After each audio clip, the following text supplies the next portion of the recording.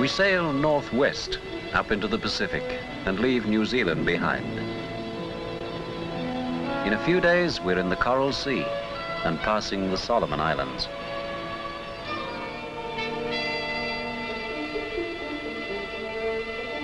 And then, away to port, I see the volcanoes off the coast of New Guinea slip tantalizingly past. 8 days out, we cross a calm equator. In no time, we're among the 7,000 islands of the Philippines, passing through the busy strait with the beautiful name, San Bernardino, and sailing on up into the China Sea. 14 days after leaving Auckland, our house flag goes aloft. The flag of the Republic of the Philippines follows, and we've arrived in Manila Bay.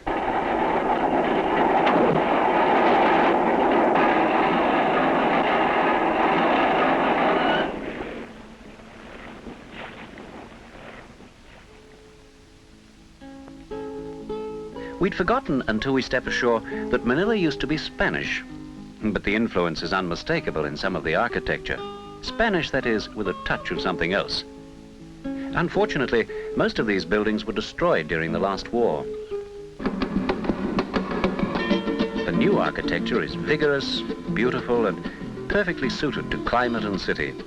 An extraordinary city where recently 2 women were burnt as witches and pirates boarded a ship in the harbor and made off with the cargo.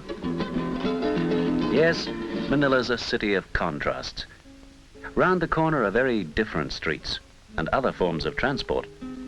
Squatters' shacks of the city's poor are crowded together alongside railway lines and waterways, and everywhere there are children.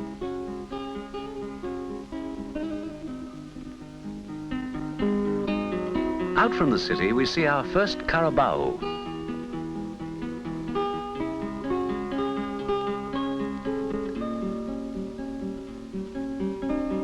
These water buffaloes are the rice farmers' most valuable possessions. They treat them well and try to keep them wet and cool as they prepare the paddy fields. The days fall into a cycle of ploughing and planting, for on a good rice crop depends the life of these people.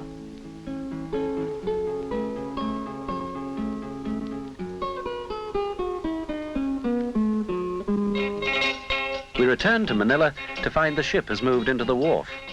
In this busy port, sometimes as many as 30 ships lie in the bay awaiting a berth.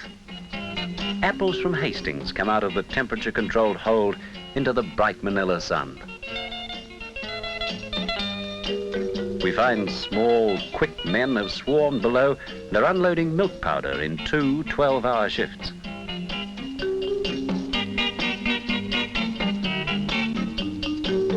We send 500,000 bags a year to factories in the Philippines, and they process it in various ways and sell it under many labels. It was like being at home with New Zealand products in the supermarkets, and this, of course, was what we'd come to see. There's a great demand for our meat. Here it's frozen hard. Can't understand, but I bet she's saying, "Now, butcher, are you sure that's a really nice piece?" From New Zealand, naturally, it's sure to be.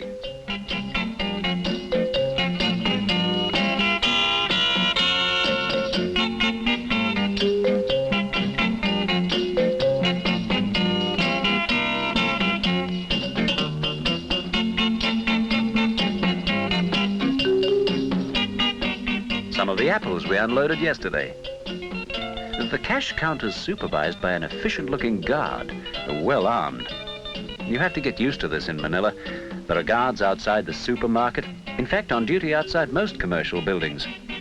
Somebody's obviously frightened of something, but we could never actually discover what.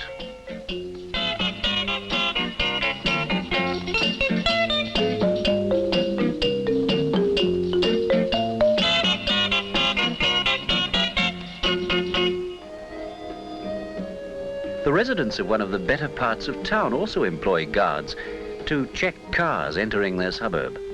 We feel like criminals, but only want to see some of the houses. The homes of our customers in the Philippines with their 4- and 5-car garages look like Hollywood stage sets, but they are solid and real and lived in. The contrast between the very rich and the very poor, with nothing much in between, is our last impression of Manila as we get back to the bay and find the ship is preparing to sail.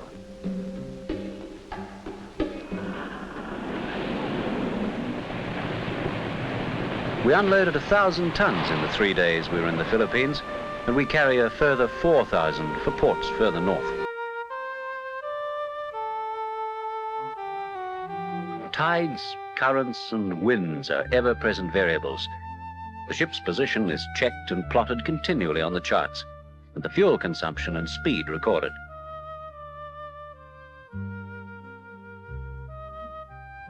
We leave the islands and head north towards China.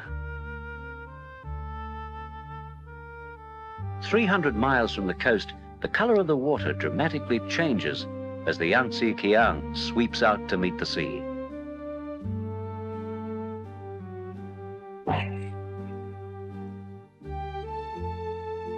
In a few hours, we're looking down from the roof of a tall hotel onto a famous waterfront, the Bund of Shanghai. From this distance, Shanghai looks much as it probably did before what they call here the Liberation. The public transport's good. The big articulated buses are driven by women, we notice. But there don't seem to be many cars about, and one traffic cop really doesn't seem to have anything to do at all.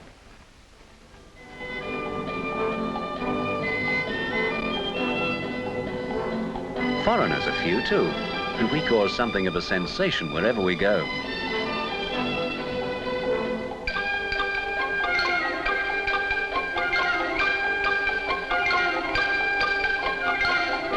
Today is May Day, and although there's no procession, red and white banners are everywhere.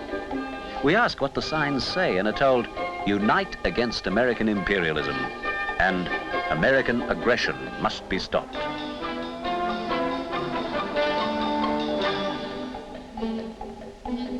Nearly every street in the city has been planted with trees, and so are the country roads leading to one of the people's communes outside Shanghai. In this particular commune, there are nearly 5,000 households, about 20,000 people who work together on the land. Fertilizer, we notice, is transported in Alibaba-type jars.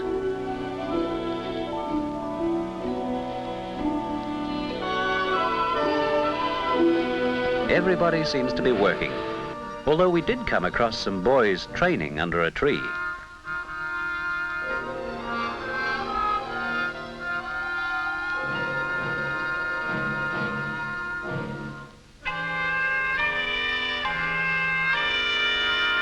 We ask if we can take pictures of this too, and to our great surprise, the answer is yes. They seem quite convinced that China is going to be invaded.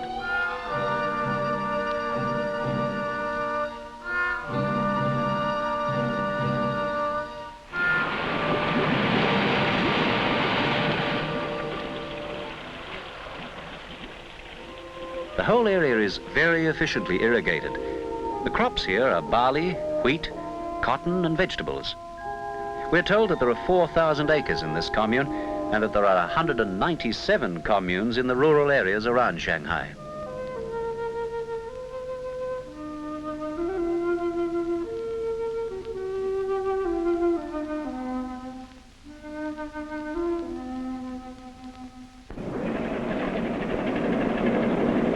Back at the wharves, the ship's discharged 3,000 tons of tallow and now is unloading New Zealand wool for the looms of China.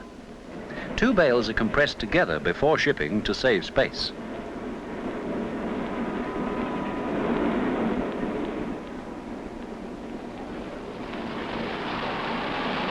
They go off to a state-owned mill, and the next time we see wool from the Wairarapa, it's in a department store in one of the main streets. At the wool counter, men seem to outnumber women for some reason. The ground floor is packed, it's a holiday, and escalators are sliding people up to the higher floors. Shoppers, we notice, produce the usual snips of material they're trying to match for color.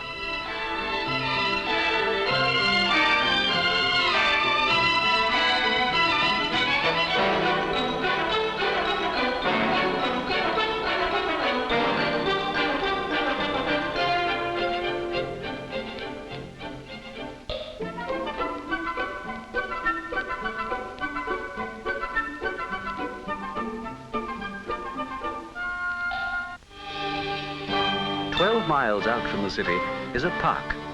This area used to be the Shanghai Golf Club. On a holiday like today, as many as 60,000 people come here to play and picnic. It amused me to see that although a small charge is made for admission, children under 1.2 meters high are free.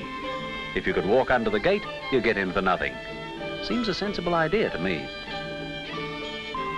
There are some 750 million people in China, and we couldn't help thinking as we left, what a lot of wool they could use if they could get it.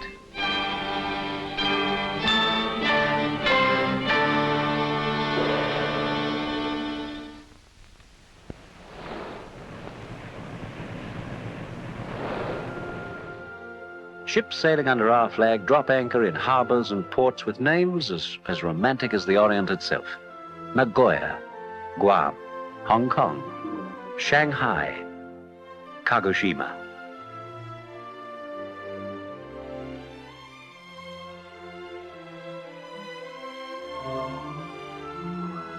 And they bring to them the products of our farms. Mercantile ships plying back and forth across the oceans of the world trace out the pattern of a country's prosperity.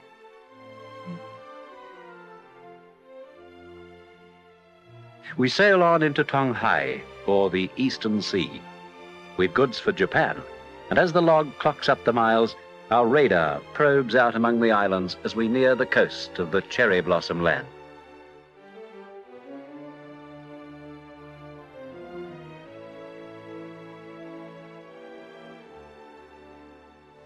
The season is nearly over, but I saw one cherry blossom tree out in the countryside of terraced fields and hillsides of feathery bamboo. Again, land is scarce and the plots small, but an adaptable power unit is used as a plough, a trailer, a scooter, in fact, an everything, even a water buffalo.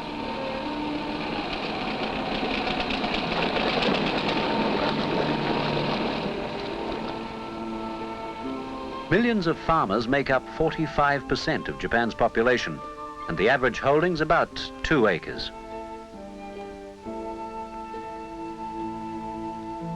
We're surprised to learn from one farmer that she is fertilizing her cabbages, or are they lettuces, with bone meal which came originally from Southland.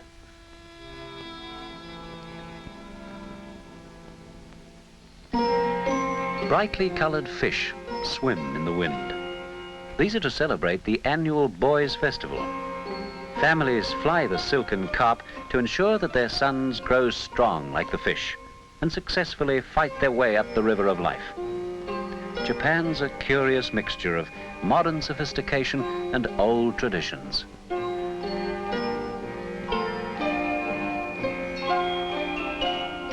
People still attach fortune papers to trees in the compounds of the temples and shrines.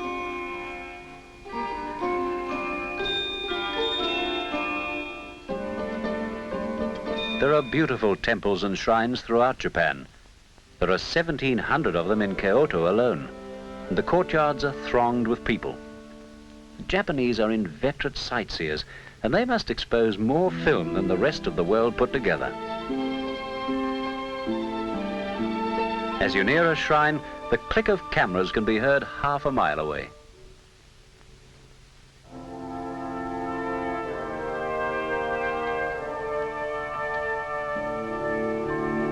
Most of the shrines are set in magnificent gardens. The Japanese have a great love of gardens, but few, if any, include flowers. But flowers, of course, are important in Japanese decoration. Most girls study ikebana, flower arranging.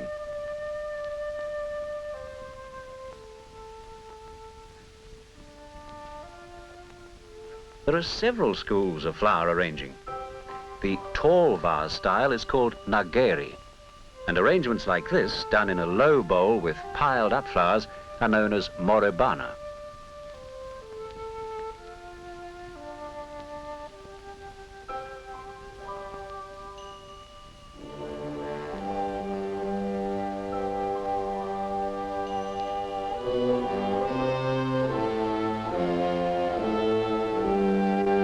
The trunks and branches of these bonsai, or miniature trees, look as if they were hundreds of years old.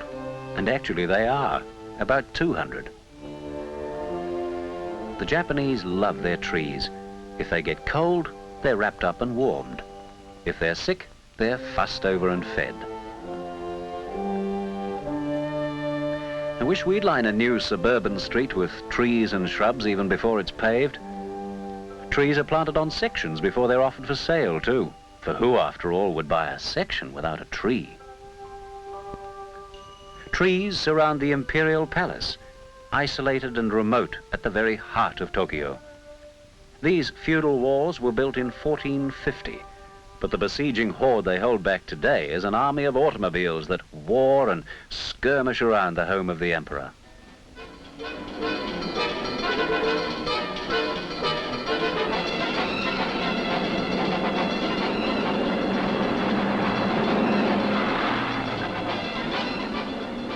We went to the Ginza and watched the flood tide of people and vehicles.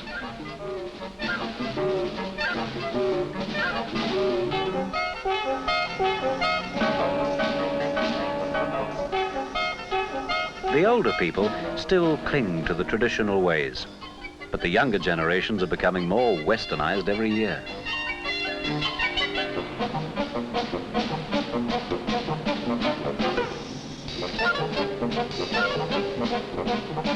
Above the city rises the spindly-legged Tokyo Tower, higher but not nearly as elegant as the one in Paris. From the tower we look out over the biggest city in the world, which stretches away into the smog in all directions. Tokyo, the home of 10.5 million souls. We brought 250 tons of tallow with us from Auckland, most of it stowed on deck. Stern-looking port workers soon have it sailing over the side, in spite of a drizzle of rain.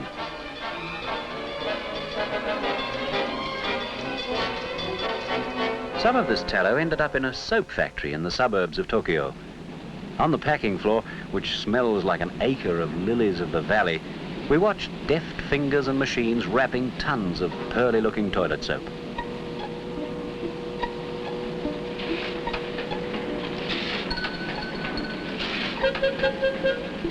In another, quite different factory, smelling this time like mutton stew, the packing department is handling sausages made up from New Zealand mutton.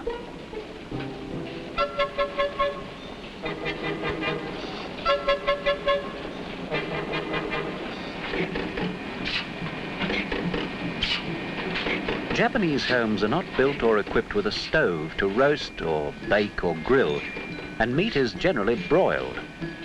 Our mutton is minced and mixed with other meats, flavouring, herbs and spices, and goes to market in all manner of attractive-looking sausages, which the housewife can deal with.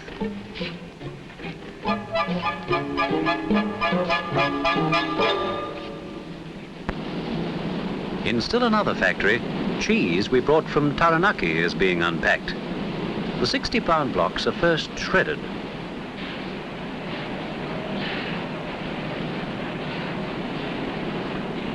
Next, the cheese is emulsified and blended with onion, caraway seed and other strong flavors. This is the way the Japanese like their cheese.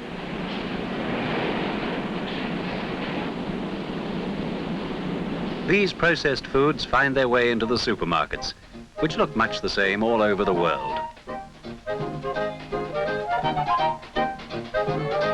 With certain little differences.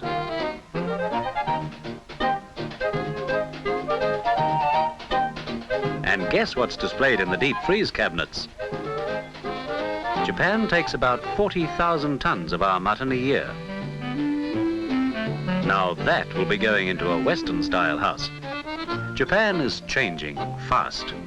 As a more Western diet is replacing the traditional one, predominantly rice, statistics show the race is becoming sturdier and taller. The average height has increased by as much as 2 inches in the last 30 years.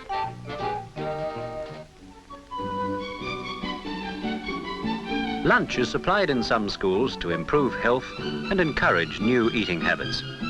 We see children enthusiastically eating oranges, bread, and New Zealand mutton.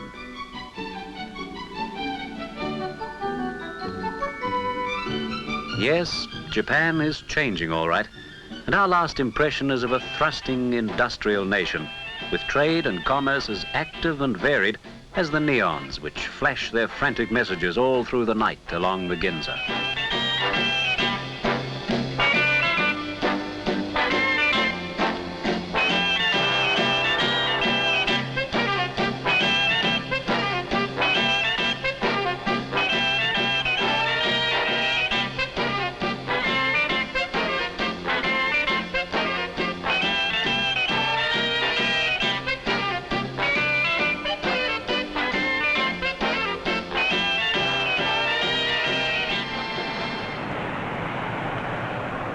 We're no sooner back at sea than we're changing course to avoid Typhoon Ada, which is racing up from the Philippines.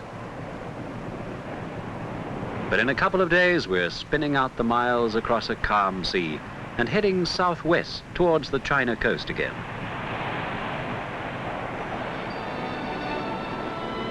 The next is to be our last port of discharge, and dark-eyed men will soon be transferring the cargo remaining in our holds into their busy slings. The agents are advised of our arrival time, and then we drop our anchor in one of the most spectacular harbors in the world.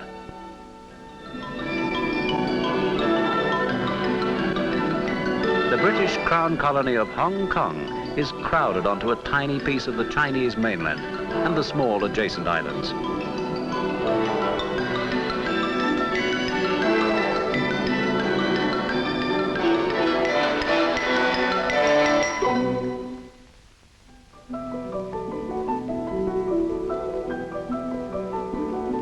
Most ships are moored at buoys and are discharged and loaded out in the harbour. A strange assortment of vessels receive the cargoes: junks, barges, sampans, even walla wallas.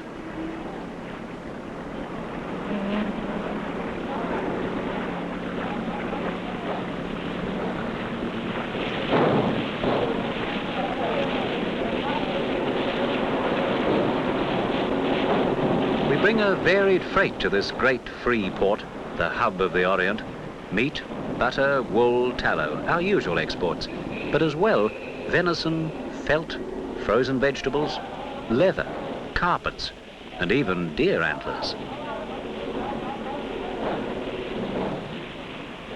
Out go the bales and boxes and bags, and soon the barges are scuttling across the harbour, delivering them to waiting customers. Milk powder goes to processing plants which take 10,000 bags a year. The powder goes in one end and comes out the other as sterilised bottled milk.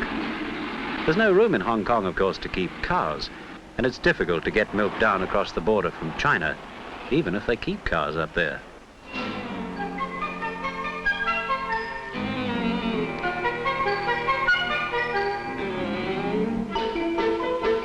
They deliver some milk, we notice, in neat triangular paper containers. In the markets, we see our apples, considered a great luxury in this land where they can't be grown. A lot of food for the colony comes from the Northern Territories. Here, there's room to produce it, but there are 3.5 million people in Hong Kong, and they take a lot of feeding. So do the ducks, and we're delighted to find that these are enjoying a meal of New Zealand meal. Fish farms pattern the landscape up near the border. This side of the river is British Hong Kong. Beyond lies Communist China. Across this border and from the sea, 1 million people have crossed from China into Hong Kong since 1949. A tremendous building program's been undertaken by the government in an attempt to house all these extra souls crowding into the already crowded colony. Bamboo scaffolding lattices great blocks of flats.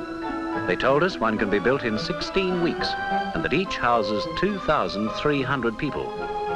Every room in these blocks accommodates a family of 3 to 10 adults, and rents range from 3 shillings to 9 and 5 pence a week.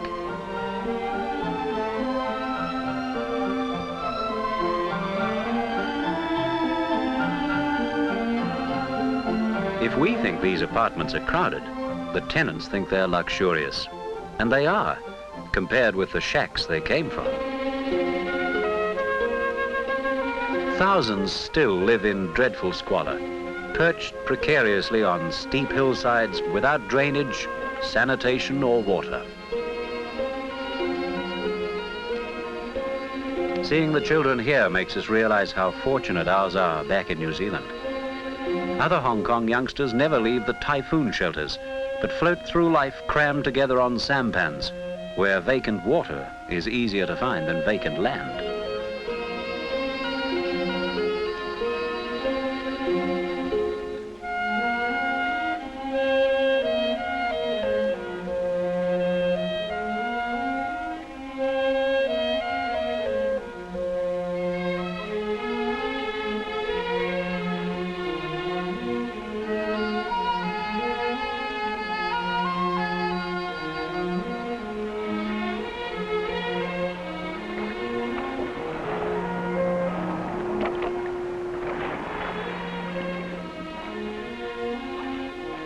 Just around the corner, the tempo of life is very different.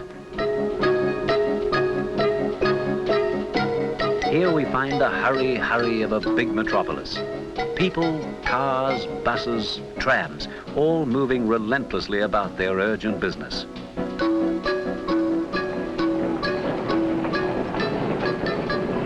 "88 licensed banks of 15 nations operate in Hong Kong, which is the international clearinghouse for the Far East and Southeast Asia. And it's through these banks that China trades with the Western world.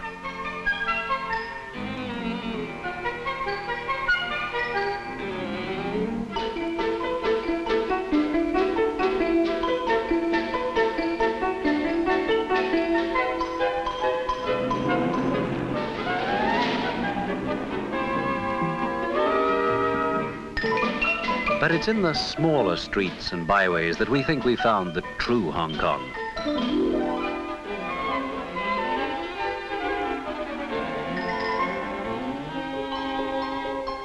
In the markets, there are sights and smells and sounds that are strange and exciting.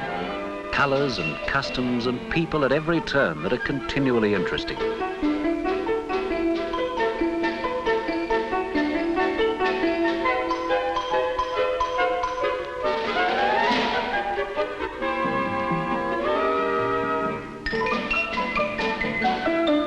In one small street, there's a neat little shop that imports some of its stock straight from our country.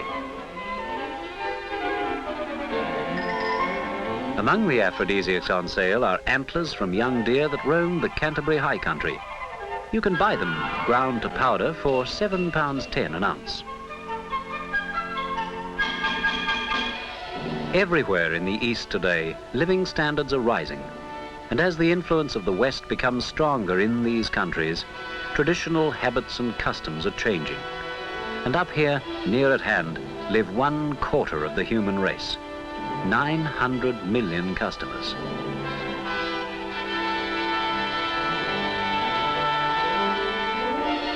Voyage number 1 north is over, and the ship throbs to life once more.